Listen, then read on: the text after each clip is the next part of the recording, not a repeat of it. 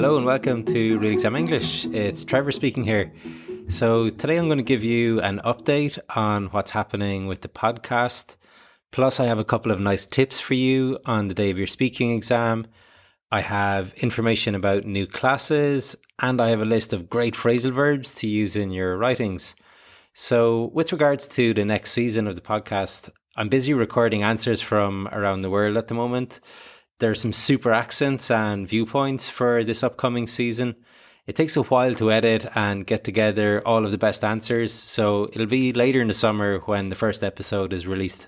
Also, a couple of people have asked about how to give donations as a means of saying thanks. To be honest, I'm extremely flattered and grateful that anyone would want to give a donation. But at the same time, it's nice to pay the podcaster bills. So I have set up a page on the Buy Me a Coffee website. If anyone else would like to buy me a coffee or a beer or whatever, then I'll add the link in the show notes. Okay, so recently I did my training to be a Cambridge speaking examiner, and I thought I'd share a couple of great tips for the day you have your speaking exam. Firstly, before you enter the speaking exam, make sure you speak in English with whoever is outside the speaking hall. It's very common for people to speak in their native tongue to the other candidates and exam officials outside. This doesn't make any sense. You're about to go into an English speaking test, so you need to warm up the English speaking part of your brain. So make sure you have your little chats in English outside. Also, if you know who your speaking partner is going to be, then of course speak with them in English outside. In addition, it can be useful to agree with your partner who is going to start the speaking part, or how you're going to start at least. Some people prefer to start, others prefer to go second, others don't care. If you do have a preference, then it may be useful to agree beforehand. You can then say something like, "Do you mind if I start?" And your partner can say, "Sure, go ahead," or "Be my guest," or whatever. And you're instantly showing some interaction to the examiner. Just make sure it sounds natural. If it sounds rehearsed, then you won't pick up any marks for it. Another nice tip is that when you enter the room where you are doing the speaking, to say hello to both the interlocutor, who is the one asking the questions, and the assessor, who is the one assessing your performance. A lot of people only say hello to the interlocutor, but remember, it's the assessor who's the one you need to keep sweet, as they are the one doing most of the marking. So remember, us examiners are human too. And if you start off with a nice friendly good morning or good afternoon or whatever, then you begin on the right note and perhaps the examiner will look on you a little bit more favourably. And of course, be polite and mannerly always. If you're being a jerk, then that too may affect your marks. So be nice. So what else is happening? In September, we're going to start some new online group classes, both in the morning and in the afternoon. So if you're doing an exam this summer and want to move up to the next level, there will be new courses starting off for B2, C1 and C2 in September. For more information, you can check out the Real Exam English website, realexamenglish.com, and I'll add a link in the show notes too. Okay, then on to the phrasal verbs. So one of my C1 students, Amaya, asked me for a list of phrasal verbs that would be good to use in the different types of writing, like an essay, reports, emails, or whatever. Her problem was that despite knowing and having studied many different phrasal verbs, when it comes to the time to include one in a writing, she can't think of any. So I've put together a list of 10 phrasal verbs that are really versatile, and I thought it would be a great idea to share this with you lovely listeners. So these phrasal verbs can be used in the writing or speaking parts of exams and can be used for a variety of topics too. I'll explain the meaning of the phrasal verbs and give examples of where you might be able to use them in an exam. Okay then, so our first phrasal verb is to look forward to. This means to feel happy about something that is going to happen, like I'm really looking forward to seeing my family again.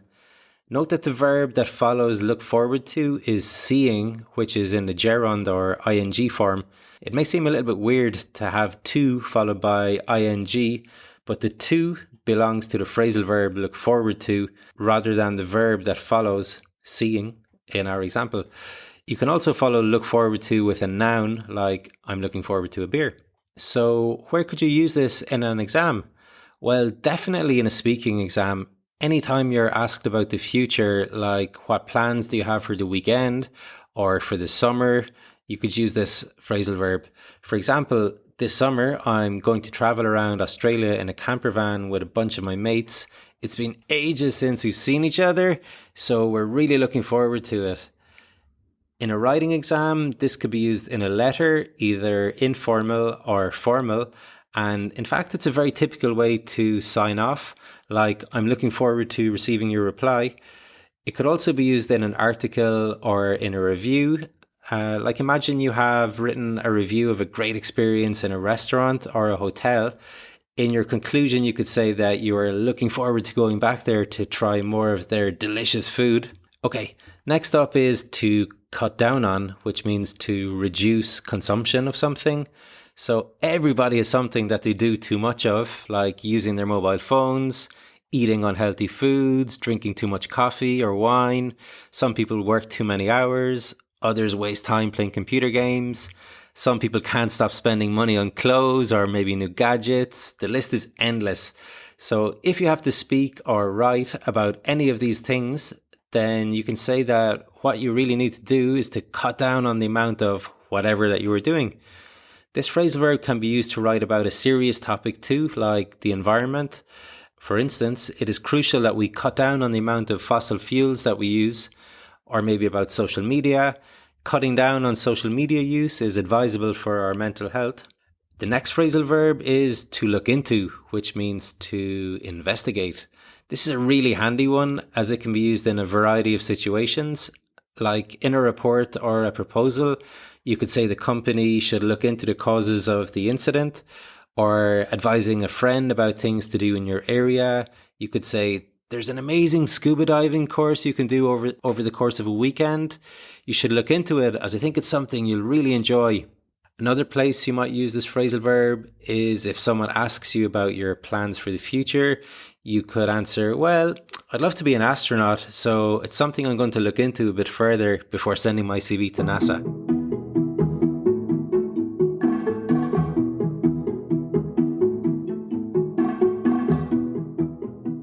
Phrasal verb number 4 is leads to.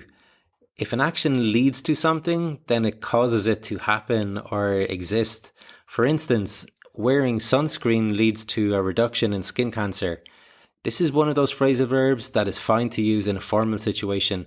You can definitely use this in almost any essay as well as reports and proposals.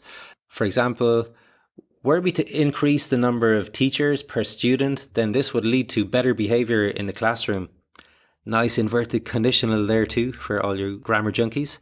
If you haven't been using this phrasal verb before, then make sure you learn it as it's very versatile and will lead to more marks for you in the exam.